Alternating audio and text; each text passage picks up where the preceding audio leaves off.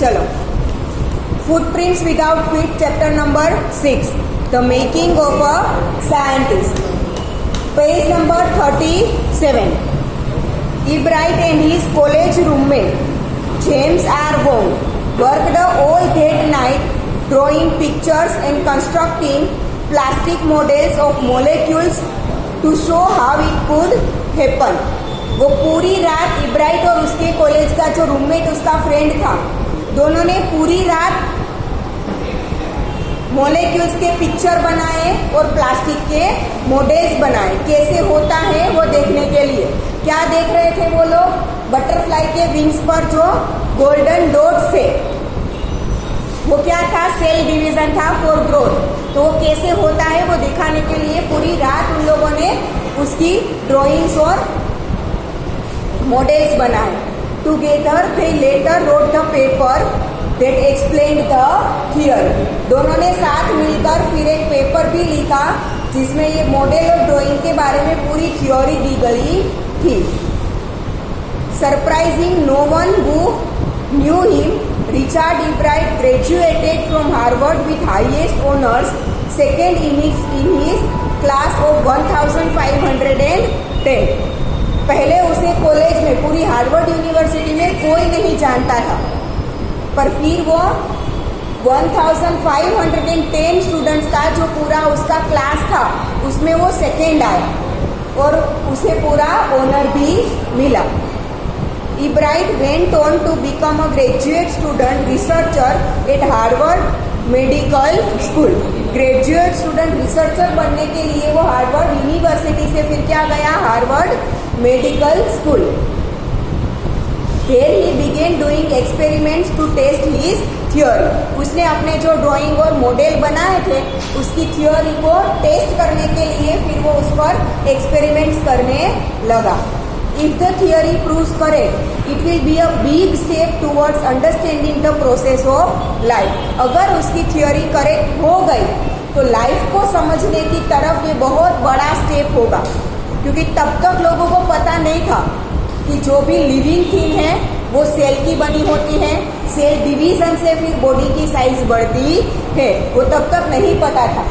ठीक है, तो अगर ये प्रूव हो गया और उसकी थ्योरी करेक्ट हो गई ना तो बहुत बड़ा सक्सेस था. It might also lead to new ideas for preventing some types of cancer and other diseases. उसके ऊपर से बहुत टाइप के कैंसर को और बहुत डिसीजेस को प्रिवेंट करने के लिए मेडिसिन के बारे में भी पता चल सकता है. All of this is possible because of Ebright scientific curiosity. बचपन से ही इब्राइट को जो साइंटिफिक क्यूरियोसिटी थी उसकी वजह से ये सब कुछ पॉसिबल हुआ था. His high school research into the purpose of the spots on a monarch pupa eventually led him to his theory about cell life. जब वो हाई स्कूल में था तब मोनार्क प्यूपा, मतलब मोनार्क बटरफ्लाई जो था उसका छोटी साइज, प्यूपा के विंग्स के ऊपर जो गोल्डन डॉट्स थे उसमें उसे क्या लगा कि ये तो कुछ अलग है, तो वहां से लेकर उसने शुरू किया था जो इवेंचुअली उसे कहाँ पहुंचा दिया, उसने सेल की लाइफ के बारे में समझाने तक पहुंचा दिया. Richard Ebright has been interested in science since he first began collecting butterflies, but not so deeply that he has no time for other interest. बचपन से ही उसे बटरफ्लाई कलेक्ट करने में इंटरेस्ट था, पर तब इतना इंटरेस्ट नहीं था कि और किसी की चीज में अब उसे इंटरेस्ट ही नहीं बचा. इसके अलावा उसके पास और कोई काम ही नहीं था. Ebright also became a champion debater and public speaker and a good canoeist and also around outdoors person. Canoeist मतलब नाविक, नाव अच्छी चला लेता था. चैंपियन डिबेटर मतलब डिबेट करनी हो तो वो बहुत अच्छा था, अच्छा स्पीकर था. And all around outdoors person, बाकी सारे लोगों के साथ वो बिल्कुल मिलजुल कर भी रहता था. He is also an expert photographer particularly of nature and scientific exhibit. Obviously उसमें भी उसे इंटरेस्ट था, तो नेचर के फोटोज बहुत अच्छे खींच रहा था, साइंटिफिक एग्जीबिशन कहीं पे हो तो उसके बहुत अच्छे अच्छे फोटोज वो खींचता था। इन high school Richard Ebright was a straight a student.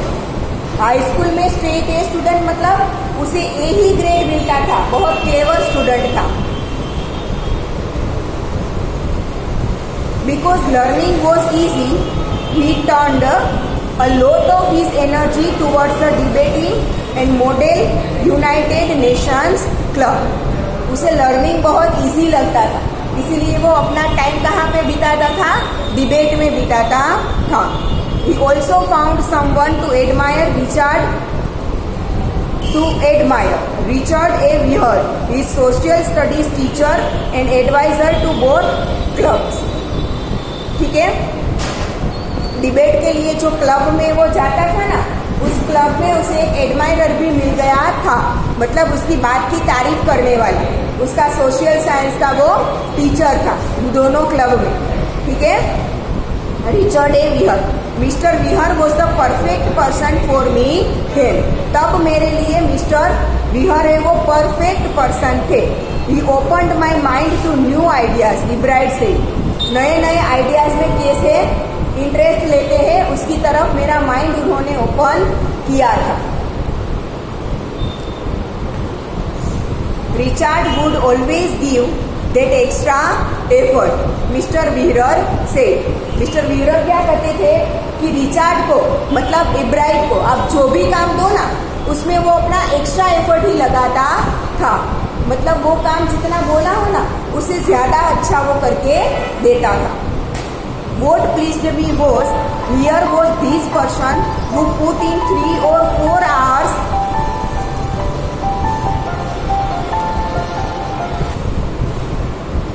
What pleased me was, here was this person who put in 3 or 4 hours at night doing debate research besides doing all his research with butterflies and his other interests। पूरे दिन तो वो अपना जो interest था butterfly और science उसमें बिताता था, रात को भी 3-4 घंटे वो डिबेट के लिए निकाल ही लेता था। ठीक है, वो मिस्टर व्हीलर को उसके बारे में बहुत अच्छा लगता था। Richard was competitive, mister wheeler continue but not in a bad sense.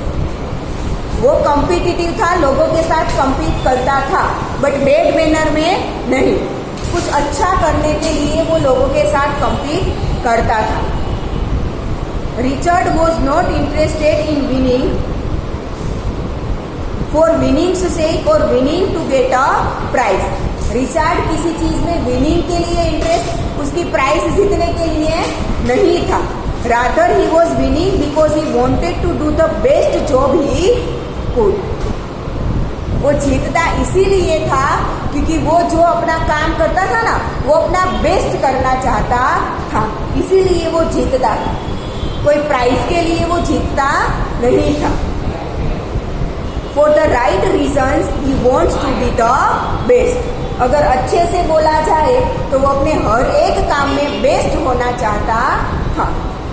And that is one of the ingredients in the making of a scientist.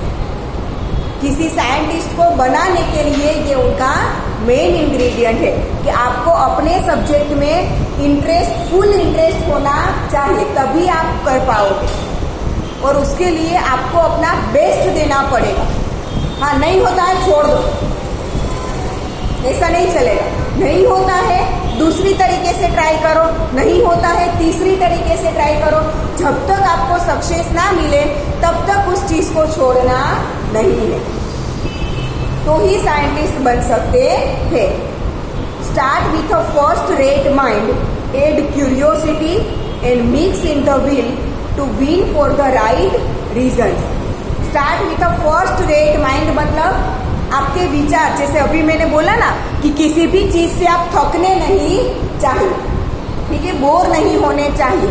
And curiosity, वो चीज समझने के लिए आप उसके लिए क्यूरियस होना चाहिए। And mix in the will to win for the right reason, किसी राइट रीजन, अच्छे काम के लिए आपको जीतने की पूरी क्यूरियोसिटी होनी चाहिए। Ebright has this qualities. Ebright के पास ये सारी क्वालिटीज थी। From the time the book the travels of monarch X opened the world of science to him. वो जो बुक पढ़ता था ना, उसकी माँ ने उसने दी थी।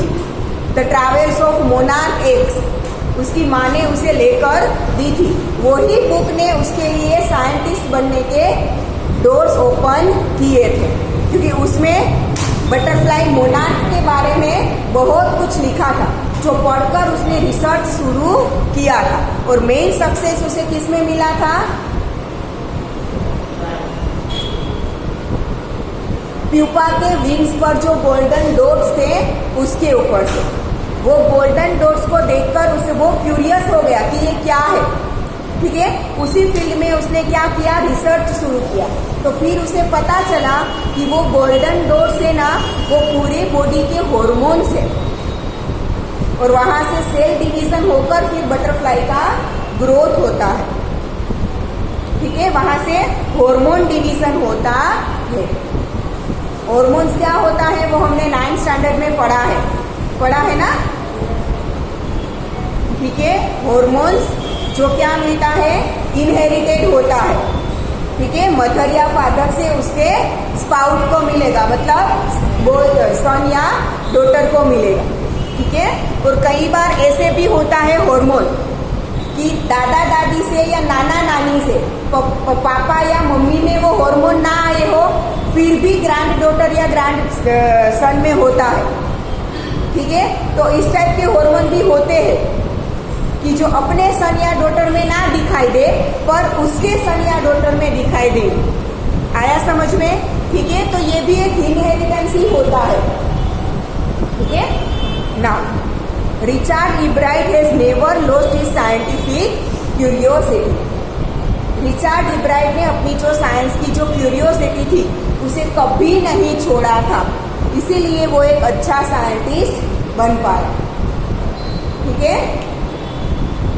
क्या है पूरे चैप्टर में? शॉर्ट फॉर्म में बोले तो एक छोटा बच्चा था, रिचर्ड इब्राइट नाम का। ठीक है, उसके फादर की डेथ हो चुकी थी। वो जब अपने किंडरगार्टन में था तभी से उसे बटरफ्लाईज कलेक्ट करने का इंटरेस्ट था। बटरफ्लाई के साथ साथ वो बहुत सारी नई नई चीज़ों को भी कलेक्ट करता था, जिसमें उसकी मदर उसे इंस्पायर करती थी। जब वो फर्स्ट ग्रेड में आया तब उसने क्या किया? बटरफ्लाई के अलग अलग स्पीसीज को वो कलेक्ट करता था, मतलब अपने आसपास के एरिया में जितने भी बटरफ्लाई के अलग अलग स्पीसीज मिलते थे उनको कलेक्ट करके वो कहाँ पे रखता था? अपने बेसमेंट में रखता था। खास करके जो फीमेल बटरफ्लाई होंगे उसे। फिर फीमेल बटरफ्लाई में से जब वो कैटरपिलर को जन्म देगी तो वो कैटरपिलर में से प्यूपा बनेगा, प्यूपा में से बड़ा बटरफ्लाई बनेगा। तो पूरी लाइफ साइकिल को वो नोटिस करता था। ठीक है, और जब वो बटरफ्लाई बड़ा हो जाता था तब उसे छोड़ देता था।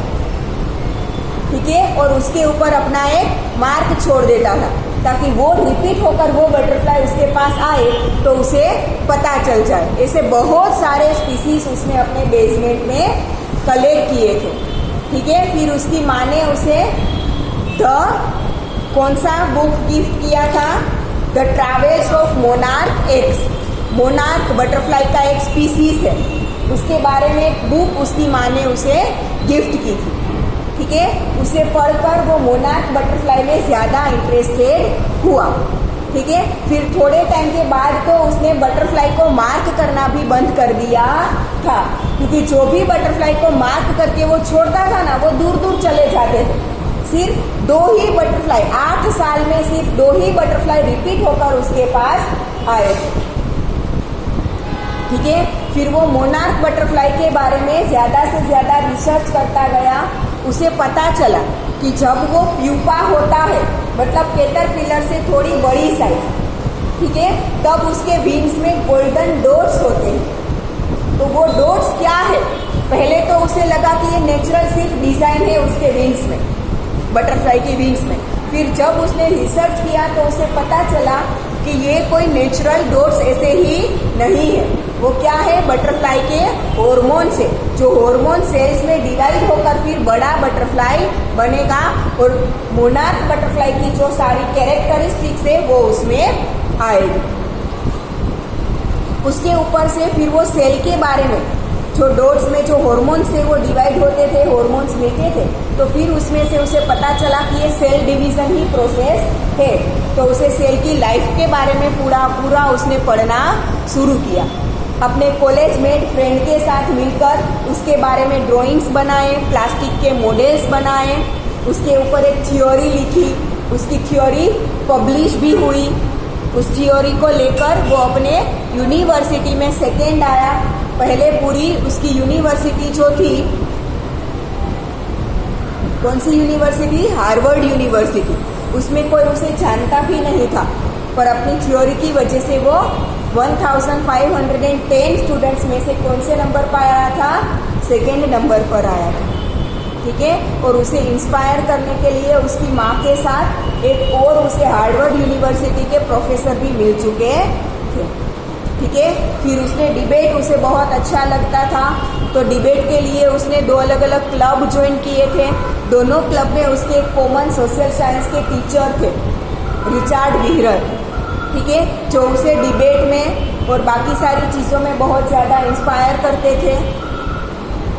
ठीक है, तो ये है पूरा इस चैप्टर में।